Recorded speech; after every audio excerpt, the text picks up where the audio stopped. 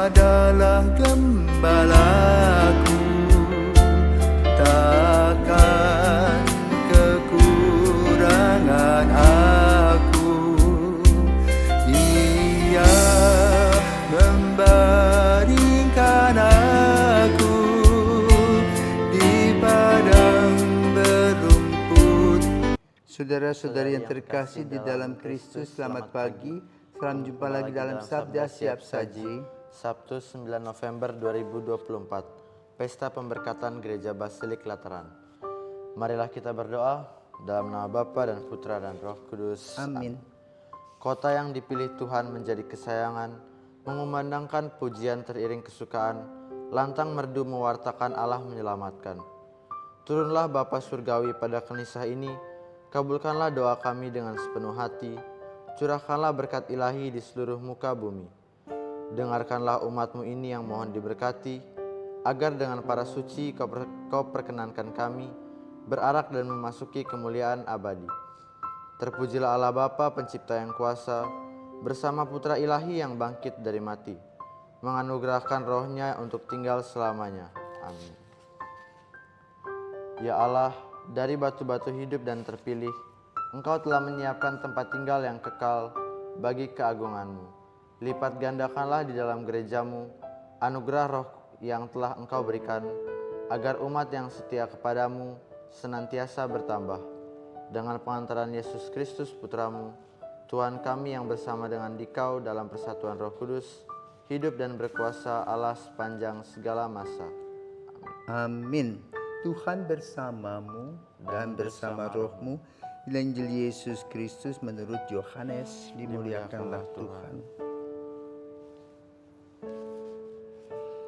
Ketika sudah dekat hari raya Paskah orang Yahudi, Yesus berangkat ke Yerusalem.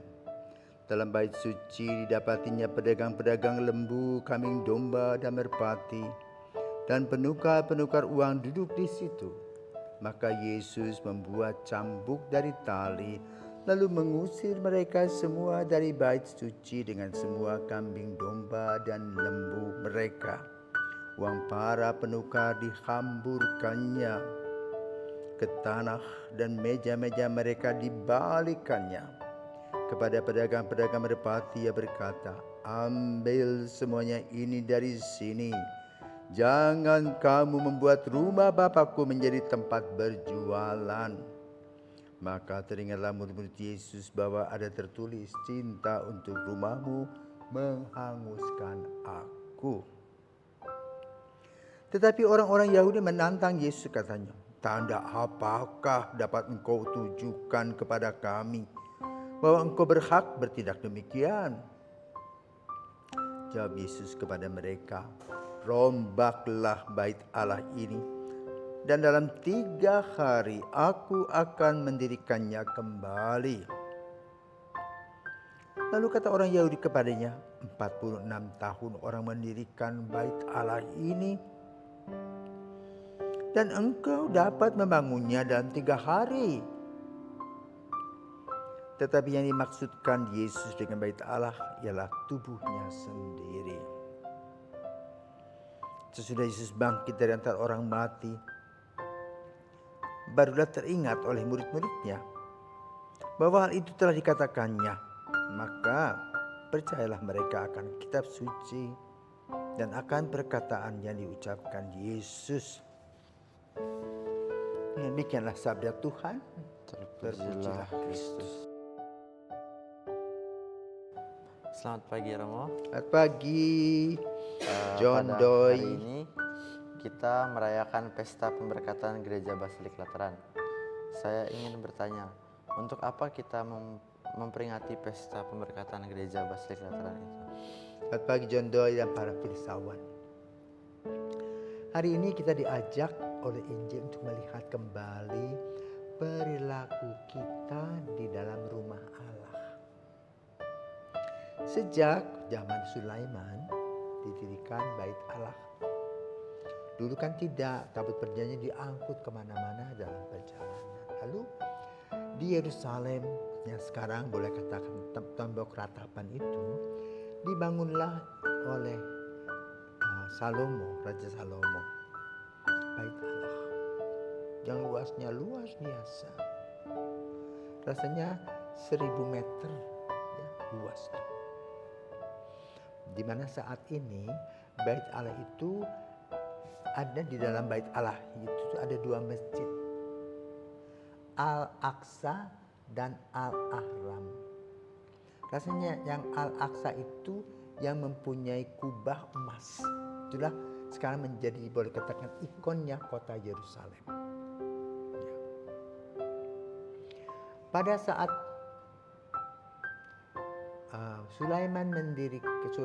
Salomo mendirikan bait Allah, maka di sana para ahli Taurat, Musa itu sudah mengumpulkan orang-orang Leviatan, keturunan imam, itulah yang mengurusi bait Allah. Maka di bait Allah itu ada tempat suci yang kita kenal dalam gereja Katolik itu namanya tabernakel. Tabernakulum itulah sebetulnya awalnya adalah dari kemah perjanjian yang dibawa dengan isinya 2 loh. Kemudian juga ada tempat umat yang kita lihat dalam gereja. Ya, ada altar, dan dulu altar itu orang tidak boleh ke sana lalu-lalang, tidak boleh. Ada juga tempat persiapan sakristi yang kita punya. Tapi kalau begitu luas, ya, orang memanfaatkan berjualan. Dan waktu saat berjualan itu seperti misalnya ada upacara Yom Kippur atau apa Paskah itu ya, orang membawa persembahan dalam bentuk domba yang bagus. Jadi mereka menyembelih domba itu. Nah, tradisi ini dilanjutkan dalam tradisi Muslim yang kita kenal sebagai tradisi Idul Adha, ya. Itu. Dan juga merpati biasa dijual untuk pernikahan. Sampai hari ini juga mungkin masih dipakai. Tukar menukar uang, masukkan dalam kolekte. Sekarang kita kolekte itu dari dasar. Tetapi orang datang ke bait Allah itu banyak yang juga berbisnis. Disitulah Yesus emosi, ya, maka dia dicambuk, lempar, meja-meja dihamburkannya, ya, dipecut, domba-domba lari semua tuh, marah. Nah, disitulah terjadi gesekannya luar biasa. Tetapi Injil hanya ingin mengingatkan rumah Allah itu bukan rumah untuk berbisnis, tapi untuk datang berdoa seperti Zakaria.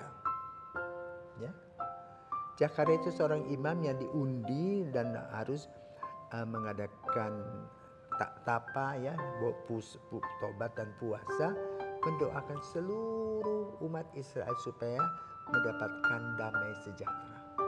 Ujung-ujungnya Zakaria itu apa? Dapat anak. Ya, Yohanes Baptis, ingat ya. Nah, dasarnya rumah Allah ini adalah rumah untuk menyembah Allah.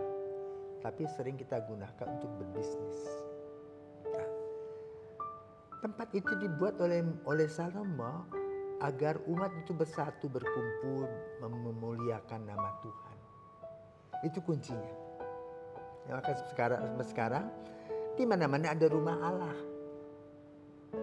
Entah gereja, entah masjid, mosk. Ya, itu semua tempat untuk berbincang-bincang dengan Allah. Nah, hari ini kita memperingati gereja Lateran, ya, yang didedikasikan kepada Santo Yohanes Pembaptis. Nah, apa sejarahnya kapan? Apa sejarahnya? Ketika Petrus dan Paulus meninggalkan kota Yerusalem dan tinggal di Roma, waktu itu ada pemerintahan Raja Herodes dan kemudian juga Nero yang kemudian membakar kota Roma. Maka kemudian dia menuding orang-orang Kristen yang mengadakan ibadah di katakombe dan pewartaannya di forum atau di pasar-pasar. Jadi kalau suatu hari kamu pergi ke Roma itu, ada seperti yang kita duduk ini loh. Kita turun ke bawah itu katakombe. Ya. Dan di atasnya itu adalah jalan. Jadi Roma itu stalagmit yang besar-besar. Bongkah-bongkahan itu marmer. Ya. Waktu itu mereka berada di bawah tanah. Tapi kemudian ketika seorang wanita Katolik bernama Helena menikah dengan ayahnya dari Konstantinus. Ya. Setelah melahirkan Konstantinus, ketahuan istrinya itu beragama Katolik. Karena cinta suaminya, maka tidak dibunuh ibu Helena ini. Diungsikan ke villa di kampung, di pegunungan istilahnya. Membesarkan anaknya Konstantinus. Waktu itu diperkirakan berumur 7 tahun. Dan ketika berusia 18 tahun begitu, seperti umur kamu ya, kelas 2, kelas 3 SMA ya, sang ayah meninggal. Maka Konstan menjadi putra mahkota, ya, memimpin kerajaan Roma. Ibu karena sudah biasa mendoakan, berdoa, rosario dan sebagainya itu, tentu anaknya juga ikut. Tapi karena janji, sumpah menjadi raja itu menyembah dewa matahari, maka dia tidak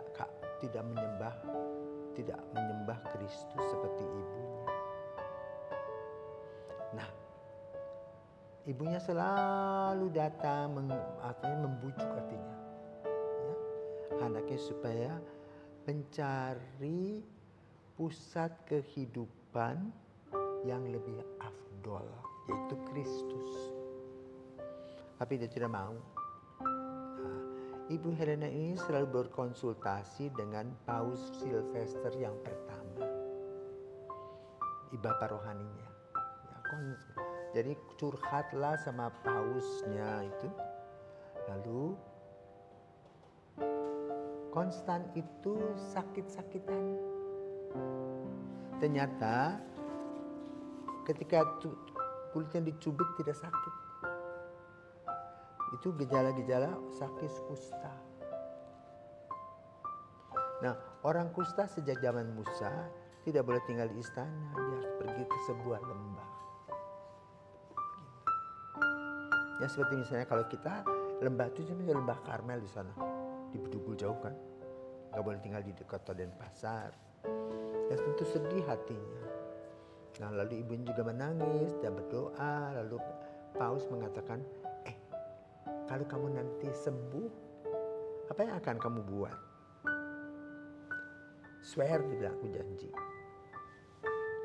Kalau aku sembuh, maka seluruh kerajaanku akan menjadi Katolik.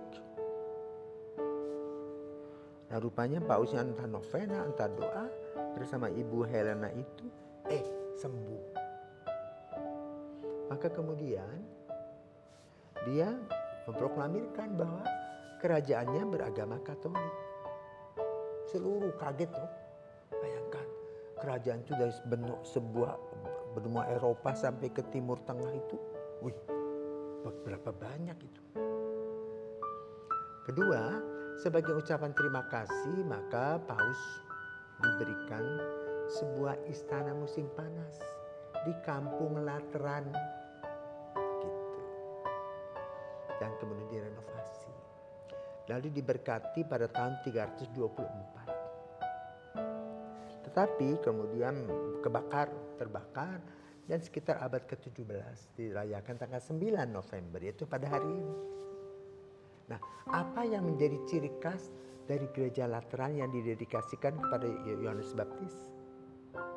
Sejak direnovasi, maka gereja Lateran adalah gereja katedral Roma yang dipimpin oleh seorang uskup Roma.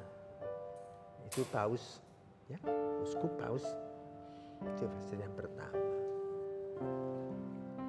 Nah, dari situ Paus mempunyai gagasan atas doa-doanya dalam tanah Roh Kudus. Dia mendapatkan istilahnya infalibilitas Paus. Paus tidak dapat sesat ketika dia melahirkan sebuah dogma bersama dengan krunya, kardinalnya, dan uskup-uskupnya.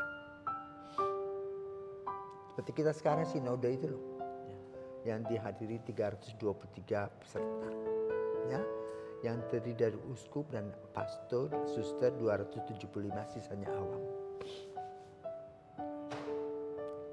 Maka lalu setiap tanggal 1 Paus itu mulai memberikan berkat, karena dari Katedral Roma sebagai pusat kota, pusat gereja Katolik Roma, maka dia memberikan berkat yang disebut dengan Urbi et Orbi, yang dilanjutkan sampai hari ini di Basilika Santo Petrus. Itulah kelebihan dari gereja Lateran yang didedikasikan kepada Santo Yohanes Pembaptis dengan sejarah yang luar biasa. Dari tempat itu, dari tempat di mana mereka berdoa, gereja berubah 180 derajat dari di bawah tanah menjadi gereja yang merdeka. Ya. Maka banyak putra-putri gereja namanya dulu gereja Portugal, Spanyol, Italia, Prancis itu anak gereja Katolik. Ya. Sampai pada suatu hari gereja Roma runtuh dan kemudian terjadilah perpecahan yang disebut dengan skisma. Tapi tanggal 9 November adalah tanggal yang menyejarah. Kenapa? Gereja Katolik mempunyai katedral. Dari katedral itu Paus, uskup Roma yang adalah Paus, juga bisa memberkati kota dan dunia, Urbi et Orbi.